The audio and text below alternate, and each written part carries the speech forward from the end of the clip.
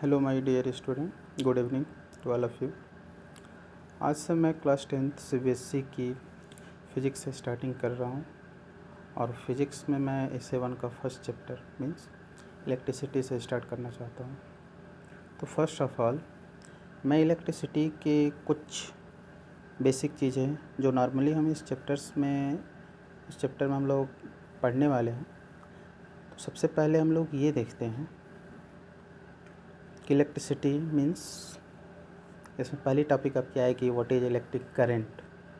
तो the rate of flow of charge is called electric current and its SI unit is ampere. Formula जो होता है I is equal to Q by T because the rate of flow of charge and the electric current is measured by एमीमीटर।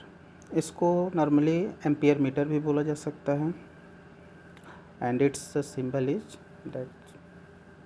Next अगर हम इस chapter में पढ़ने वाले हैं जो हमारा है इलेक्ट्रिक पोटेंशियल, जिसकी जो डिफिनीसन अगर देखा जाए तो work done to move a unit charge. और ये जो यूनिट चार्ज होता है ये हमेशा पॉजिटिव चार्ज पे ही वर्क डन किया जाता है। इसकी जो ये एसआई यूनिट होगी वो volt, formula V equal W/Q and it is measured by volt meter and its symbol is that. यहाँ पे एक क्वेश्चन आपसे पूछा जा सकता है कि what is difference between ammeter and volt meter. Ammeter is a device which is used for measuring electric current and voltmeter is a device which is used for measuring electric potential।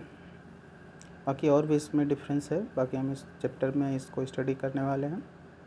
Next आते हैं what is circuit diagram. तो circuit diagram में जो होता है कि आप इसमें क्या करते हैं, सर्किट होता है जिसमें आप क्या लगा देते हैं, रियोस्टेट यूज कर लेते हैं, वोल्ट मीटर लगा होता है, एमीमीटर लगा होता है और सेल लगी होती है। और इन सारी की जो कॉम्बिनेशन होती है जिसको बोला गया है सर्किट डायग्राम। अब इसमें सिचुएशंस ये होता है कि कभी ये सर्किट ओपन भी हो सकता है और क्लोज भी होता है। इसका कॉन्सेप्ट क्या है आगे के लेक्चर में देखने वाले हैं। स्विच क्लोज भी हो सकता है, ओपन भी हो सकता है। बल्ब देख ही रहे हैं, गैल्वेनोमीटर, ये भी बात आगे हम लोग डिस्कस करने वाले हैं। इसके बाद नेक्स्ट इसमें जो हम लोग पढ़ेंगे हाउस होल्ड इलेक्ट्रिसिटी, कि कैसे हमारे घरों में अर्थिंग की जाती है, कैसे ये सब इलेक्ट्रिसिटी सप्लाई होता है हमारे घरों में, मेन फ्यूज क्या होता है, इलेक्ट्रिक करंट जो हमारे घरों में आता है ये कहाँ से आता है, ये सारी चीज़ों को डिटेल में हम लोग अध्ययन करने वाले हैं। इसके बाद हमारे पास जो आएगा वो पावर। तो what is power? The electric energy per unit time is called power means the rate of work done is called power. Its SI unit is watt because P is equal to W/T। Work W की जो SI unit होगी joule और time की जो unit होगी second की, joule पर second को ही आप बोल सकते हैं वाट। इसके जो फार्मूलाज होंगे हम लोग आगे देखने वाले हैं। इसकी एक कमर्शियल यूनिट होती है जिसको हम लोग किलोवाट आवर बोलते हैं। इसकी वैल्यू 1 किलोवाट जो होता है वो 3.6 इंटू 10⁻6 जूल के क्या होता है, इक्वल होता है। इसके बाद नेक्स्ट रेजिस्टेंस। रेजिस्टेंस जो होता है जिसको R से रिप्रेजेंट करते हैं, R जो होता है ये R equal V/I। The ratio of electric potential and electric current is called resistance. अब ये जो रेजिस्टेंस होता है ये बहुत सारी बातों पे डिपेंड करता है। फॉर एग्जांपल टेम्परेचर पे डिपेंड करेगा, मटेरियल पे डिपेंड करेगा, लेंथ पे डिपेंड करेगा एंड एरिया पे। इससे यहाँ पे एक हमारा फार्मूला आता है रेजिस्टिविटी के टर्म में जो R is equal to ρL/A होता है। और इसकी जो रेजिस्टेंस की यूनिट होती है ओम होती है, अदरवाइज रेजिस्टिविटी की यूनिट ओम मीटर होता है। इसके आगे हम लोग देखने वाले हैं। इसके बाद हम लोग देखेंगे ओम्स लॉ जो बहुत ही इम्पोर्टेंट है। What is Ohm's law? तो यहाँ पे आप देखेंगे कि जो इलेक्ट्रिक पोटेंशियल होता है वो फ्लो ऑफ करंट की क्या होता है, डायरेक्टली प्रोपोर्शनल। वो साइन जब हटाते हैं कांस्टेंट R आता है, V is equal to IR। इसके बाद आप देखेंगे कि system of resistance means how to arrange different resistance. इसके लिए आपके क्लास के अकॉर्डिंग अगर देखा जाए तो दो ही मेथड है, सीरीज एंड पैरेलल। लेकिन आप जैसे ही हायर क्लासेज में जाओगे 10+2 में तो आप एक थर्ड और कॉम्बिनेशन पाओगे, मिक्स्ड। ठीक है, तो सीरीज़ में ये कम्बिनेशन चलेगा और पैरेलल में ये चलेगा। तो ये तो अभी आपको कि चैप्टर में आपको क्या पढ़ने हैं इसके बारे में थोड़ी बहुत नॉलेज थी। बाकी इन एक एक टॉपिक को हम लोग डिटेल में आगे पढ़ने वाले हैं।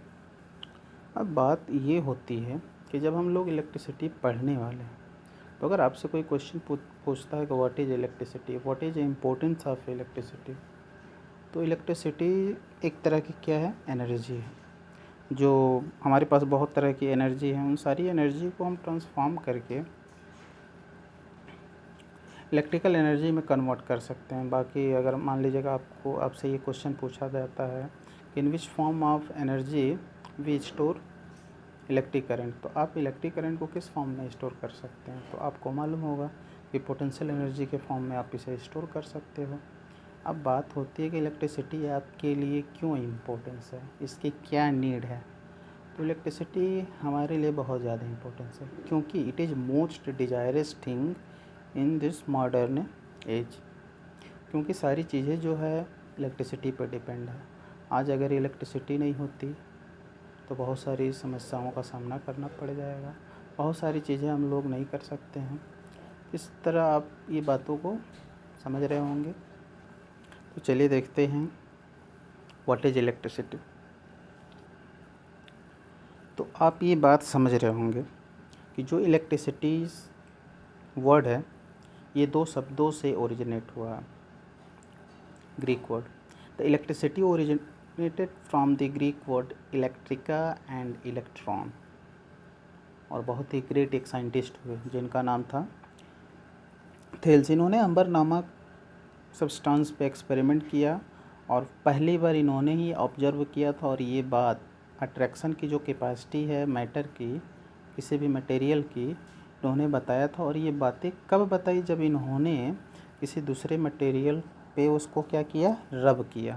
तो इस चीज़ को हम लोग देख लेते हैं। द ग्रीक फिलोसोफर थेल्स, वो साइंटिस्ट का नाम क्या है, Thales, was the first to observe the attracting capacity of certain material when rubbed on other material। इस चीज़ को आप समझ गए होंगे। नेक्स्ट ये बातें समझ लेते हैं कि एक और अदर साइंटिस्ट हुए जिनका नाम था गिलबर्ट। इन्होंने क्या किया कि Gilbert classified these material as vitreous and resinous. इन्होंने विट्रस एंड रेजिनस के फॉर्म में क्या किया, इसको क्लासिफाइड किया। इसके बाद ये देखा गया कि ये जो नेम्स थे बदलते गए। These names were later change to positive and negative charges. जिसकी जो नेमिंग करने वाले साइंटिस्ट हुए उनका नाम था Benjamin Franklin. Charges which was given by scientist Benjamin Franklin. इन्होंने ही एक को पॉजिटिव दिया और दूसरे को क्या दिया, नेगेटिव। अब इस तरह से हम लोग ये बातें समझ गए हैं कि जो हमारे चार्जेज हैं वो दो तरह के हैं, एक है पॉजिटिव और दूसरा क्या है, नेगेटिव।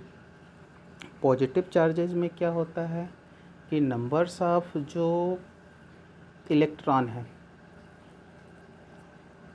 वो क्या कर रहा होगा, उसकी क्या होगी, लैकिंग होगी। और नेगेटिव चार्ज पे जो नंबर ऑफ इलेक्ट्रॉन्स होगा वो एक्सेस होगा। क्यों होगा, इसका रीज़न क्या है कि जब आप दो मटेरियल को क्या करते हो, आपस में रब करते हो, तो जिस मटेरियल से जिस मटेरियल में क्या हुआ, चार्जेस ट्रांसफॉर्म हुए, तो जहाँ से ट्रांसफॉर्म हुआ वो तो पॉजिटिव हो गया, मीन्स वहाँ से लैकिंग ऑफ इलेक्ट्रॉन हो गया। और जिसमें ट्रांसफॉर्म हुआ उसमें नंबर ऑफ इलेक्ट्रॉन्स क्या हो गया, एक्सेस हो गया। इसके आगे की स्टोरी कुछ इस तरह की है। अब यहाँ से नेक्स्ट क्वेश्चन आपसे पूछा जाता है कि व्हाट इज चार्ज। तो it is a fundamental particle in an atom. Charge जो होता है किसी भी एटम की एक फंडामेंटल पार्टिकल होती है। अब बातें आप ये भी समझ चुके हैं कि charge has two types, positive और नेगेटिव। चार्ज के बारे में ये भी आपको समझना है कि it's denoted by symbol Q. तो यहाँ से यदि आपसे क्वेश्चन पूछा जाता है what is the formula of charge, तो आपको याद रखना है charge Q is equal to N into E. इनसे यदि आप इसे सिंबॉलिक फॉर्म में लिखना चाहेंगे तो इस फॉर्म में लिखेंगे, अन्यथा यदि वर्ड के फॉर्म में लिखना चाहेंगे तो charge is equal to number of electrons into charge of electron. Where आपको ये बातें समझनी होगी। Where q is charge, n is number of electrons and e is charge of 1 electron. यहाँ पे ये बातें आपको याद रखना होगा कि अगर आपसे पूछा जाता है what is the value of charge of electron, तो आपको याद रखना होगा 1.6 × 10⁻⁻19 कूलम। तो अब यहाँ से ये बातें क्लियर हो जाती है, यह समझना पड़ेगा आपको कि अगर आपसे पूछा जाता है what is the SI unit of charge, तो आपका आंसर आना चाहिए कूलम्ब, जिसको फुल नेम ऐसे लिखा जाएगा और उसका सिंबल ये। यहाँ पे एक मैं दूसरी बात बताना चाहता हूँ कि किसी भी फिजिकल क्वांटिटी की यूनिट जब डेवलप की गई, तो यदि उस यूनिट को किसी साइंटिस्ट के नेम पे रखा गया, रखने का रीज़न सिर्फ ये था कि उनको आप क्या करना चाहते थे, ओके, ये जो नाम रखे गए किसी भी साइंटिस्ट के नेम पे, तो आप उन्हें ऑनर देना चाहते थे, सम्मान के लिए ऐसा कार्य किया गया। नेक्स्ट क्वेश्चन ये पूछा जाएगा कि electric charge is a scalar or vector, तो आपको बताना पड़ेगा electric charge is a scalar quantity. इन सारी बातों को आप बहुत ध्यान से समझिए और इसको आप अपनी कॉपी में नोट करते चले जाइएगा। नेक्स्ट आते हैं, next point, 1 coulomb charge. 1 coulomb charge जो होता है, ये charge present on approximate 6 × 10⁻18 electrons के ये इक्वल होता है।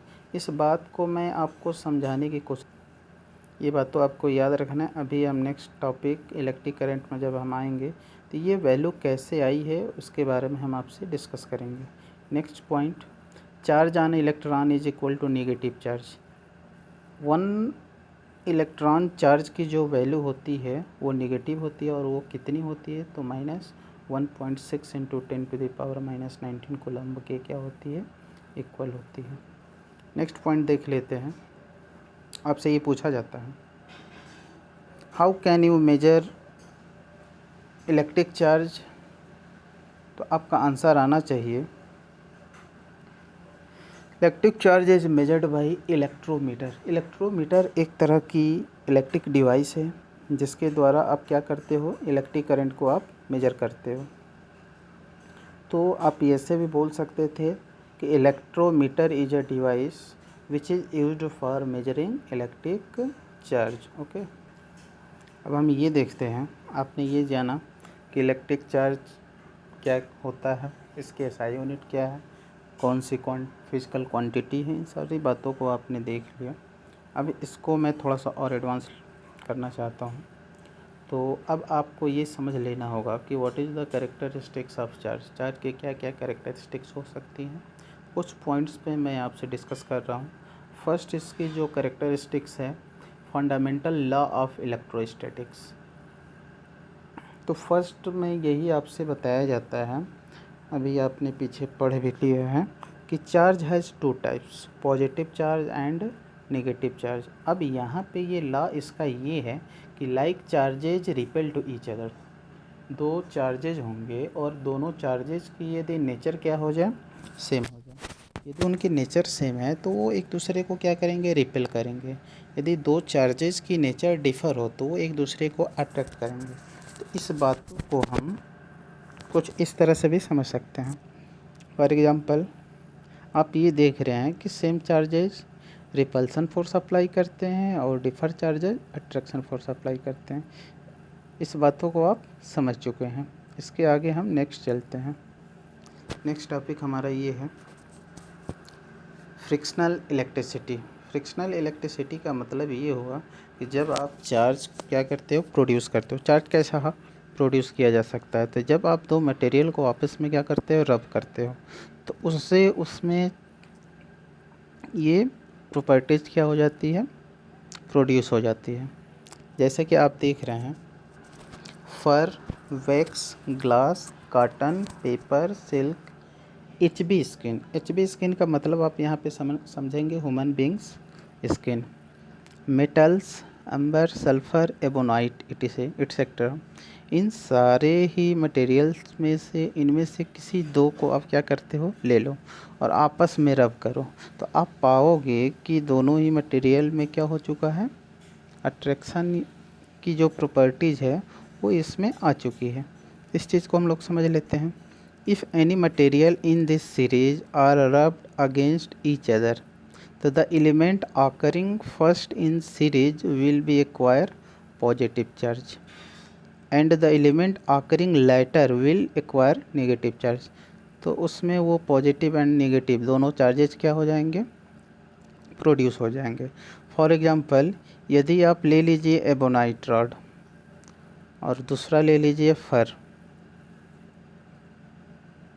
एक सेकेंड, हाँ दूसरी ले लीजिए आप फर, एक सेकेंड, हाँ देखते हैं। अब फर्स्ट ऑफ ऑल ले लीजिए ebonite rod and second is fur. इन दोनों को आपस में क्या कीजिए, रब कीजिए। तो आप पाएंगे कि जो फर है, फर से चार्जेस क्या होंगे, ट्रांसफ़र होंगे किसके पास, एबोनाइट के पास। तो फर के पास जो चार्ज आएगा वो पॉजिटिव हो जाएगा और जो एबोनाइट के पास चार्ज आएगा वो कैसा हो जाएगा, नेगेटिव हो जाएगा। इस बात को हम आगे देखते हैं। थर्ड जो इसकी प्रॉपर्टीज़ है, कंजर्वेशन ऑफ चार्जेस। तो आपसे ये क्वेश्चन पूछा जाता है, what is conservation of charges. आपको ये बातें मालूम होगी और मैं आपको ये बताना भी चाहता हूँ कि what is the conservation of charges. तो charges neither can be created nor destroy, it can transform one material to another. अब इस बात को हमें प्रूफ करना है कि ये होता कैसे है। फॉर एग्जांपल के लिए suppose that when an ebonite rod is rubbed with fur, जो मैंने अभी आपको पहले बताया, तो the ebonite rod acquire negative charge. क्यों नेगेटिव चार्ज हुआ, इसको आगे देखते हैं। And the fur acquired positive charge. This means that electrons have moved from fur to ebonite. इसका मतलब ये हुआ कि जो ये चार्ज ट्रांसफॉर्म हो रहे हैं one material to another material, वो कहाँ से हुआ, फर टू एबोनाइट। इसका मतलब फर यहाँ पे पॉजिटिव चार्ज एक्वायर किया और एबोनाइट कैसा रिक्वायर किया, नेगेटिव चार्ज। फाइनली इसका जो कंक्लूजन हम निकाल पाते हैं वो ये बता सकते हैं कि द नेट चार्ज, एक मिनट, हाँ देखिए, सो हम ये बात बता सकते हैं कि the net charge in the system remain same. मतलब जो नेट चार्ज है, जो टोटल चार्ज है, वो चेंज नहीं हुआ, वो जितना है वो उतना ही है। बस हुआ क्या है इसमें, one material to another material charges transform हुए हैं, बस सिस्टम का जो टोटल चार्ज है वो कांस्टेंट है। ओके, इस बेस पे आप बता सकते हैं so charges are neither created nor destroy but it can transform one material to other. क्यों, क्योंकि जो टोटल चार्ज है, टोटल चार्ज तो रिमेंस हो गया, तो नहीं आप चार्ज को क्रिएट कर पा रहे हो, नहीं डिस्ट्रॉय किए हो, बाकी वो हुआ क्या है, फर टू एबोनाइट राइड में क्या हो चुका है, ट्रांसफॉर्म हो चुका है। तो मैं उम्मीद करता हूँ कि आप लोगों को ये बातें अच्छे से समझ में आई होगी। और फिर थोड़ी सी बातें मैं और भी कर लेना चाहता हूँ कि जब ये चार्ज की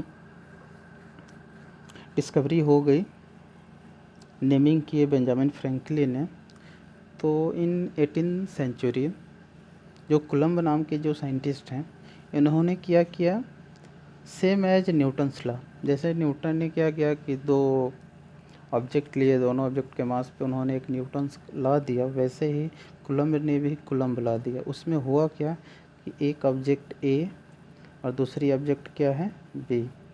इन दोनों ऑब्जेक्ट को इन्होंने क्या किया, आर मीटर डिस्टेंस पे सेपरेट कर लिया।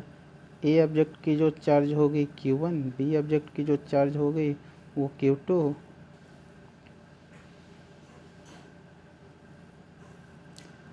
आर मीटर के डिस्टेंस पर रख ली। इन्होंने पाया क्या, कोलम्ब पाते क्या हैं कि जो फोर्स ऑफ अट्रैक्शन यहाँ पे जो गिवन है, force of attraction is directly proportional to Q1 Q2। Okay, force of attraction is directly proportional to Q1 Q2। ये पहला इक्वेशन यहाँ से ये देते हैं। ऐसे ही एक दूसरी इक्वेशन और भी देते हैं, ये बात बताते हैं कि F is inversely proportional to square of distance. ये इनका सेकंड इक्वेशन होता है। अब इन दोनों इक्वेशन को ये कंबाइन करते हैं और फाइनली फार्मूला ये बनाते क्या हैं, Q1 Q2 upon r square. जब आप इस साइन को हटाओगे तो यहाँ पे कांस्टेंट आएगा, तो वो F is equal to K into Q1 Q2 upon r square. अब यहाँ पे के की जगह आप ये फिल कर सकते हैं कि F is equal to 1/4 pi epsilon naught Q1 Q2 upon r square.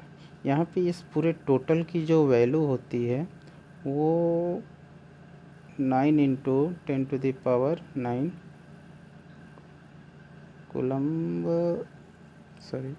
Newton metre square पर कूलम्ब स्क्वायर, ये वैल्यू बताते हैं।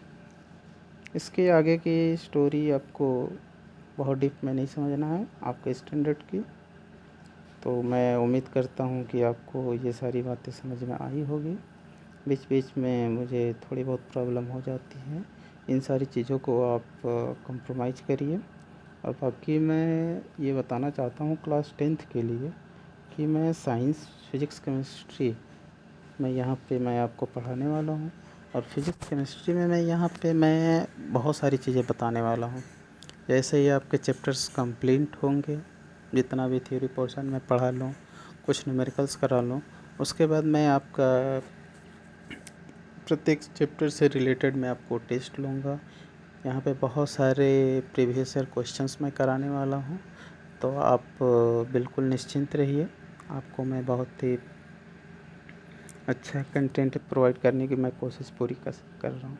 Okay, thank you.